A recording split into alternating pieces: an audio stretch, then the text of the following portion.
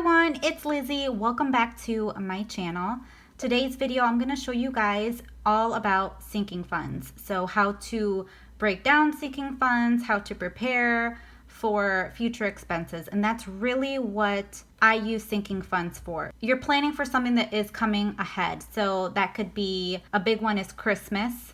Something can be like your registration on your car vehicle, whether it renews every year or every few years, something like that, something that is major, an anniversary, an event that you have to go to, things like that. That is what you set aside in a sinking funds category. So, as I mentioned, these are some sinking funds that you may want to plan for. So that is let me just title this sinking funds. Sorry, my handwriting is not the best. I apologize. But this is sinking funds. So you are planning ahead for, it could be Christmas, an anniversary, right? And I said like a major event, right? So these are just to name a few. There can be a ton of things. A car purchase, let's see, car purchase. These are items that you are putting money in every week or every 2 weeks, depending on when you get paid. It's a specific amount. So in this video, I'm going to show you how much money to set aside for these categories. And I'm just going to be giving examples for you all. All right, so the first one that we spoke about was, let me move this aside. So the first category that's major is planning for Christmas. Okay, so for Christmas, you have to come up with what is the time frame. So when I am filming this, today it is June the 23rd, and Christmas, the due date, so to speak, will be Christmas Day, which is December the 25th. But for the sinking funds, you have to remember and plan that for an event like this, so Christmas, you want to make sure that you have a certain amount of money prior to that. So if you have to ship gifts. So for this example, we are going to be saying the due date will be, let me go to December. All right. The due date will be, let's say the 16th, okay? So due date, so find the due date of whatever your sinking fund category is. And the due date for us, we're gonna say December 16th, okay? Then we have to find what the amount we want to set aside for. And this can be in many different ways. So depending on your family and how you all do things, for us, we usually do like Secret Santa for our family. So we set a certain dollar amount of $30, $25, something like that. We do like multiple Secret Santas. So we do $25 Secret Santa gift exchange because we have a very large family. Then there's things that you have to think about, like work Secret Santas. I do a work Secret Santa, and that dollar amount typically is between $10 to $20.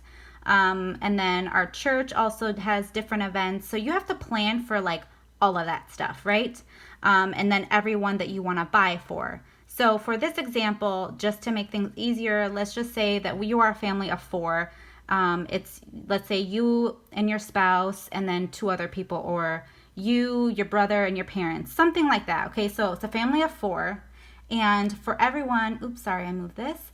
for your budget, let's say you want to spend, I don't know, $50 per person, okay? So that will be $200 for your family.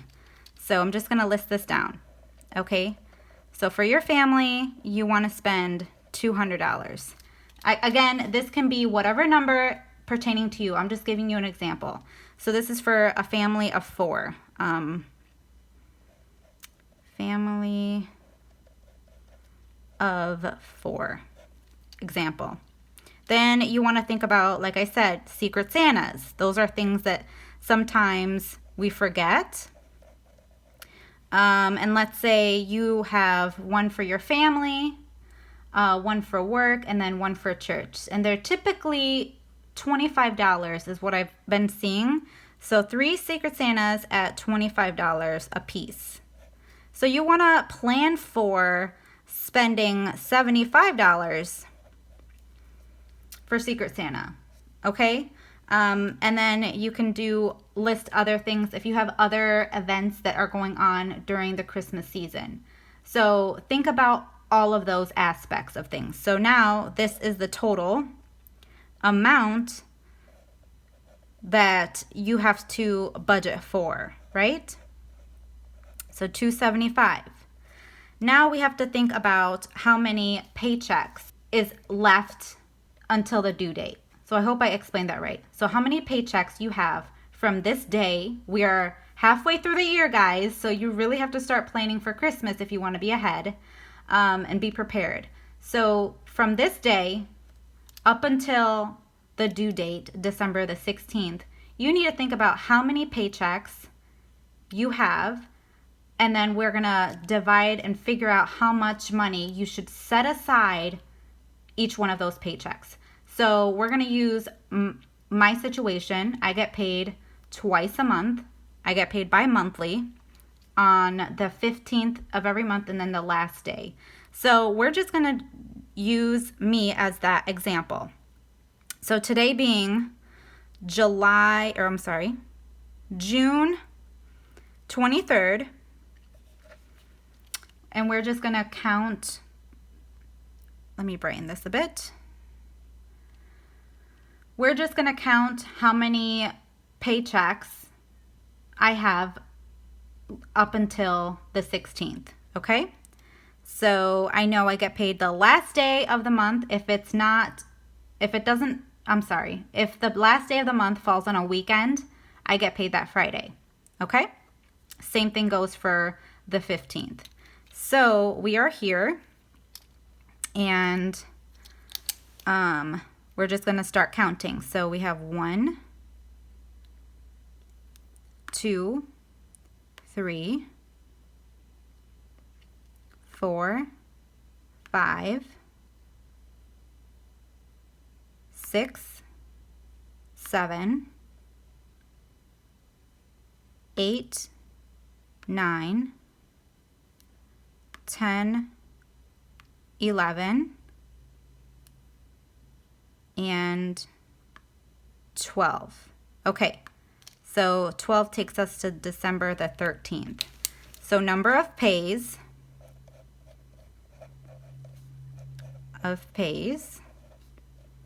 is 12, right?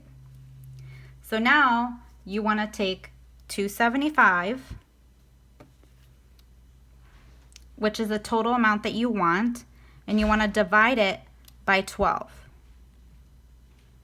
So that gives us this total, 22.916666, right? So I typically like to round up. So let's bring this to $23. So amount to set aside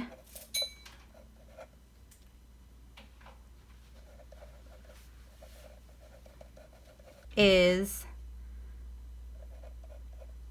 $23. So this is how much I'm going to pull aside each pay for the Christmas fund. Okay? And that just goes for that example. So now let's look at something that happens to all of us, as far as those who have a vehicle, is your car registration. So your car tags, things like that. So, let's just call that car maintenance, right? And everything that goes under this can be like your oil changes, if you need tires, your registration, right? All of that falls under car maintenance. At least for me, it does.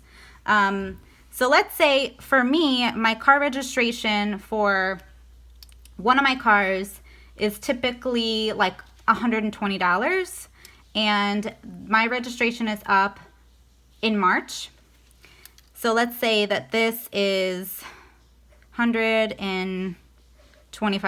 I don't know. Oil changes, you do this, what, a couple times a year? I think a few thousand miles, 3,000 miles that you like to have you do an oil change. So last oil change I had was roughly, I did a tire rotation as well. And I know you have to do that every few thousand miles. So let's just say it's $60, okay? And right now we don't need tires, so we don't have to think about that. Okay? So let's add up the total for this example. So it's 60 plus 125. That leaves us with 185. That is the amount needed. And then the due date, we're just gonna make this easy and say that it's March 1st. March 1st. So from today, we're gonna do the same thing. We're gonna go through the calendar and figure out how many pays I have up until that point. So we have 1, 2, 3, 4, 5, 6, 7, 8, 9, 10, 11, 12, 13, 14, 15, 16, and 17 pays. So number of pays. So it is 17. And now amount to set aside.